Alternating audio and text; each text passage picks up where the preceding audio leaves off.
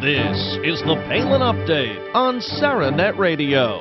I'm Kevin Scholla. Democrats have in their back pocket all these negative distractions, these distracting messages to spew and try to ram down the voters' throats here. And they do want to distract away from the failed policies that the Democrats embrace. Barack Obama's performance has gotten so bad that it's not just hardcore conservatives that are outraged. In fact, some Democrats are jumping ship. Today, we talk to Artur Davis, who went from being Democrat congressman to accepting a speaking role at the Republican National Convention. Todd Palin's new show starts off with a bang, a lot of booms, and plenty of explosions. And Governor Palin shares her thoughts on Stars Earn Stripes. Plus, Bristol Palin defends her dad's show. First, Artur Davis, who served as Barack Obama's Alabama campaign chairman in 2008. He even gave the seconding speech for Obama's nomination at the Democratic National Convention. But now, Davis, who is no longer a congressman, has switched party affiliations. And just this past week, the Republican National Convention announced Davis will speak in Tampa later this month in support of Mitt Romney. Former Alabama Congressman Artur Davis is here, former Democrat congressman, former Obama backer, and now a Republican. So first things first, sir, welcome to the Palin Update on SaraNet Radio, and why the change? Well, thank you. I'm glad to be here and glad to participate in the Palin Update. Well, the change happened for a very simple reason. Over the course of looking at what Democrats and Republicans were saying about the issues facing our country in the last several years, what I heard Republicans saying matched my common sense, matched my theory of where this country ought to go, and what I heard Democrats saying didn't fit the things that I believe. So just basic truth in advertising compelled me to leave the party that I used to be a part of when I served in the U.S. Congress from the state of Alabama and to join the Republican Party. And you mentioned Democrats. Obviously, the president right now, a Democrat. How did he play into this decision? Well, I think, you don't leave a party just because you're not going to vote for your nominee for president. I come originally from the state of Alabama, and there are a whole lot of folks down there who've always called themselves Democrats who hadn't voted for one since Jimmy Carter in '76. So that's not by itself a reason. But I think when you look at the totality of the party's positions, and obviously President Obama is certainly a representation of the party's positions, I just found myself wanting to be in a different place. Now, as far as the president goes, look, there are about 10 million of us right now who voted for Barack Obama in 2008 who don't plan to do so today. President Obama's approval rating in Gallup poll was 45%. It was 43% yesterday. That's literally 10 million people prepared to defect. So I've been telling audiences that, I may make a somewhat interesting story as I used to be an elected official and used to be a congressman, but literally I have 1/10 of the equation.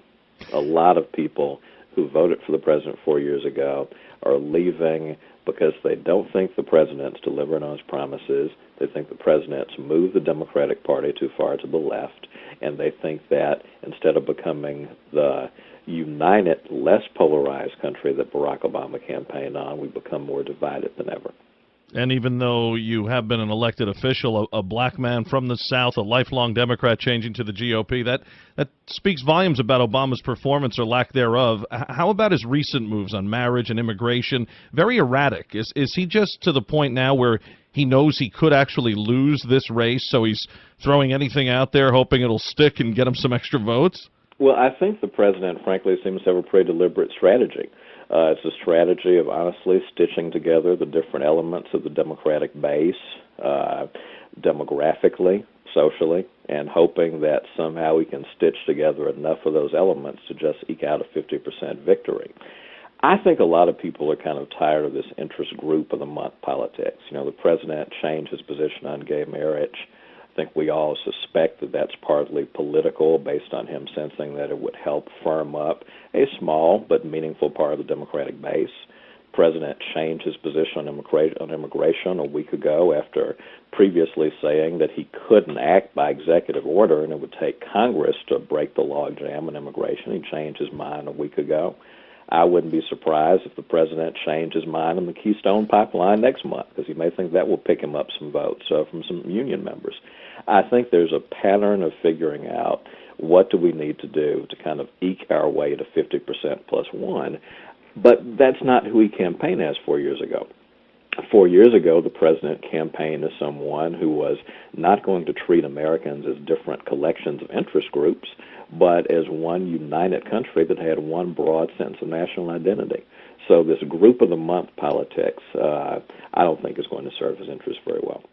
Yeah, before you know it, I'm waiting for him to take the White Sox hat on and put on a Cubs lid. Now, did this party switch take some courage on your part, and were you worried about the reaction at all? Oh, anyone who goes around calling himself courageous, I'd be suspicious of. Well, I said the word. You can just nod. Look, when you change parties, there's going to be a group of people who are excited about that. There are going to be a group of people who are going to be absolutely mortified by it. People take their politics very seriously in this country, and they should, because politics is important. But you do have a group of people out there who may take politics a little bit too seriously, and that their mindset is, oh, if you're not one of us any longer, we hate you and we despise you and we're going to try to tear you down. As I've said, my doing what I did has gotten some attention because of what I used to do for a living, but there are 10 million of us who are in the process of making this move. Democratic Party ID, for that matter, which was around 50% in 2008, it's dropped off by about the same amount, to around 42 or 41%. So there are all kinds of people who are leaving for different reasons, but I think the common denominator for all of us is we didn't get what we voted for, and we see a party that is moving in an ideological direction and a party that's moving more and more toward representing the interests of its own groups as opposed to the interests of the American people. Now, you've never been far left, so this isn't like Pelosi or someone really way out there going from Dem to GOP, but it is a major move, and critics say, how can someone switch parties when they seem to be the parties so far apart on so many issues? People have questioned your credibility here, wondering, how could you be a Democrat one day and a Republican the next? So what would you say to someone who may wonder, did Congressman Davis believe those things when he was on the left, or does he believe the policies of the GOP now? Well, I think it's a fair question, but I go back to the 10 million people again. Are the 10 million Americans who moved from voting for Barack Obama to now indicating if they plan to vote for Mitt Romney, there's that group of 10 million people? Do they have some axe to grind? Are they just simply posturing? Are they trying to get elected to office? Or are they Americans who thoughtfully reflected on the direction of this country? Those 10 million Americans aren't politicians. They're not people who used to be in office. They're people who are dissatisfied with the direction of the country, and I'm one of them. I'm not a candidate for office right now. I often tell people that if I simply want to get back in office, the easiest thing to do would have been to go back to the 7th District of Alabama and to proclaim that I was wrong to vote against the health care bill, I was wrong to oppose the president's initiatives, and please forgive me. If I had done that and spent about 6 months doing it, I would have easily walked back into the Congress as a Democrat. So this isn't about me winning an office or trying to posture to get elected to something. This is about me, over a period of time, seeing that my views are no longer best represented in the Democratic Party. So rather than keeping that to myself, because I do have some minimal, small public voice, rather than keeping it to myself, I did decide to share it, because I think this election is important, and I think that people who care about the future of this country do have some obligation to weigh in. How have your colleagues on both sides of the aisle responded to that R next to your name now? Have you heard from them? Well, I have heard from a number of my former Republican colleagues who were friends of mine when I was a Democrat and who were happy about the switch, and I've been gratified to hear from those people, gratified to hear from the Speaker, gratified to hear from the Majority Leader, gratified to hear from a range of people who are old friends of mine and good friends of mine. And I've also been heartened by the large numbers of people who've gone to my website, officialarturdavis.com, to say, we saw you on TV, we saw you on the radio, we read your blog, we read your statement about switching parties, and we just want to tell you we encourage you and we support you. Some of them, a number of them said, we never heard of you until a few weeks ago, but we admire what you've done. That's certainly heartening, and it's gratifying when you see all manner of people from around the country respond in that way. Sarah Palin has always been one to do what's in her heart, not according to party. She stood up to both parties. Her husband's a registered independent, so she's not really shackled by any title of party, so to speak. Your move sounds like a going rogue move if I've ever seen one. So now that you've been so bold, can you appreciate Sarah Palin's independent spirit over the years? Well, I've always appreciated Governor Palin's independent spirit. In fact, in September 2008, when Democrats and the cable network organs like MSNBC decided that it was kind of cool to make fun of Sarah Palin's religion for a few days, and that it was kind of neat to put pictures of her praying on TV and suggest that that meant she was some kind of a loony, I spoke out at the time as Democratic Party. And I said that it is wrong to ridicule someone's faith, someone's religion, and especially given the number of times people in the South, where I come from, invoke religion in every aspect of their lives, to suggest that there was something odd about Governor Palin doing it, I thought was way beyond the pale. So I defended her faith and defended her integrity, when I was in the Democratic Party. Look, she is someone who's shown a great willingness to say what she thinks is right and to stand up to, as you alluded, forces on both sides. And we need more people who are willing to do that. We got a lot of people who walk around calculating how will this affect me politically. It's good to have people who aren't running for office stand up and say, you know what, here's what I think, take it or leave it. And Governor Palin has done that a number of times.